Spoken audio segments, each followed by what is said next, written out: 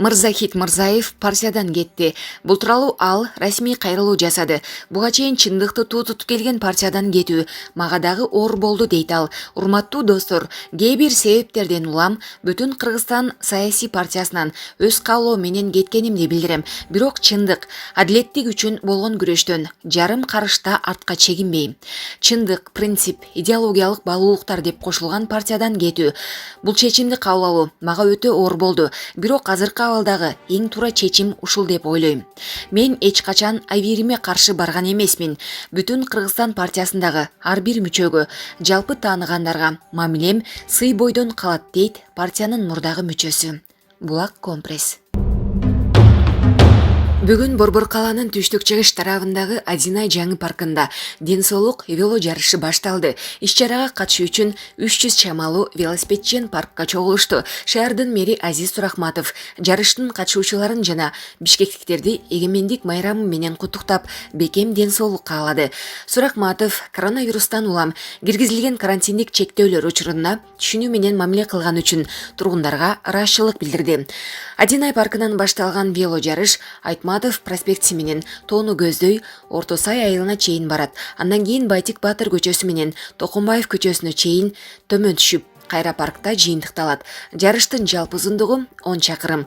Уюштуруучулардын маалыматына ылайык, ден соолук вело жарышы коронавируска каршы күрөшүү үчүн саламаттыкты чыңдоо максатында жана Кыргызстандын эгемендик майрамын утурлай өткөрүлүүдө.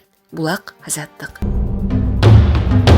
Россиядагы элчилик авиабилеттерди кайсыл жерден алса болорун айтты.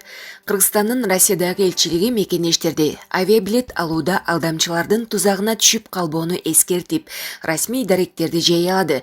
Белгилей кетсек, 27 августтан тарта элчилик чартердик каттамдарга жарандардын тизмесин түзүүнү токтоткон. Буга байланыштуу Кыргызстанга келүүгө камынган мекендештерге Авиатрафик, Аэрофлот, Сибирь, Тежет жана Уральский авиалиния авиакомпанияларынын расмий авиакассалары же веб-сайт аркылуу өз алдынча билет алууга укук берилген. Булак Спутник KG. Ош шаарында той аштарды, маракелерди өткөргөндөргө коомдук тамактануучу жайларда, соода борборлордо карантиндин эрежелерин бузган ишкерлерге салынган айыппулдун саны 100 000 сомдон ашты. Бул тууралуу вице-мэр Эмиль Шадыханов билдирди. Анын айтымында шаарда той аштарды өткөрүүгө расмий түрдө уруксат бериле элек. Ош шаарына гана эмес, Кыргызстан боюнча той аштарды өткөрүүгө тыюу салынган. Расмий уруксат бериле элек. Ошентсе да өзүм билемдик менен өткөрүп жаткандар болууда. Аларга тиешелүү чаралар көрүлүп, айыппул салынган. Тиешелүү кызматкерлер менен түшүндүрүү иштерин жүргүзүп, көзөмөлдөп жатабыз, деди ал. Ошондой эле чектөөлөргө карабай, шаарда 22 августта ресторандардын биринде үйлөнүү той өтүп жатканы белгилүү болгон. Ал жерге жергиликтүү бийлик өкүлдөрү барып, той токтотулган. Ош шаарында вице-мэр Асылбек Топчубаев 25 августта өткөн маалымат жыйында той өткөрүүгө уруксат бергендерге айыппул салынарын айткан. Булак Турмуш KG. Өзбекстандын жарандары Кыргызстандын аймагына киргизилип баштайт. 1 сентябрдан тарта Өзбекстан COVID-19 боюнча эпидемиологиялык абалы туруктуу өлкөлөрдүн тизмесине кире турганын Кыргызстандын республикалык ыкчам штабы билдирди. Буга чейин эпидемиологиялык абал турукташкан өлкөлөрдүн тизмеси түзүлүп, ал мамлекеттердин жарандарына Кыргызстандын аймагына кирүүгө уруксат бериле турганы айтылган болчу. Өзбекстан ал тизмеге 32 өлкө болуп жазылды. Республикалык ыкчам штаб 21 августта жарыялаган тизме: Россия, Грузия, Азербайджан, Армения, Беларусь, Казакстан, Түркмөнстан жана башкалар. Өзбекстан тизмеге 29 августта кошулду. Булак Баракелди. Жогорку кеңешке 2 жаңы депутат келди. Кече 29 августта Жогорку кеңештин депутаты Кубанычбек Нурматовдун ыйгарым укуктары токтотулду. Мындай чечим Борбордук шайлоо комиссиясы тарабынан кабыл алынды. БШКнын басма сөз кызматы билдиргендей, Нурматов өз ыктыяры менен мандатын тапшырган. Анын күбөлүгү жараксыз деп табылды. Нурматовдун ордуна Кыргызстан партиясынан Улукбек Садиков депутат болду. Ага Жогорку кеңештин күбөлүгү жана төш белгиси тапшырылды. Кыргыз Республикасынын Жогорку кеңешинин катталган депутатына кабыл алынган үлгүдөгү күбөлүк жана төш белги ыйгарылды.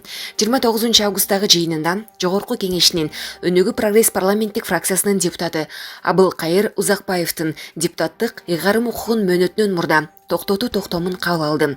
Анын ордуна Өнүгүү Прогресс саясий партиясынын талапкерлеринин тизмесиндеги кийинки Жогорку Кеңештин депутаттыгына талапкер Уланбек Исмаилов Жогорку Кеңешине шайланган депутаты болуп таанылды.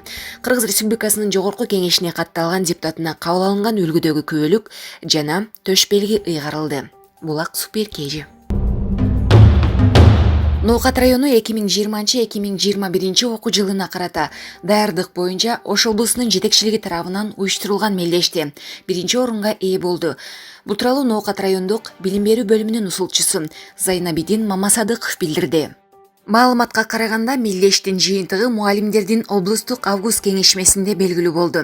Жыйынтыкты чыгарууда облустук комиссия билим берүү мекемелеринин жаңы окуу жылына карата даярдыкка коомчулукту жана демөөрчүлөрдү тартуу аракети, мектептердин санариптештирүү багытындагы ишмердүүлүгү, алтын тамга, алтын сертификат, жалпы республикалык тестирлөөдөгү ийгиликтерин, мугалимдерин, окуучулардын түрдүү интеллектуалдык сынактардагы ийгиликтери эске алынган.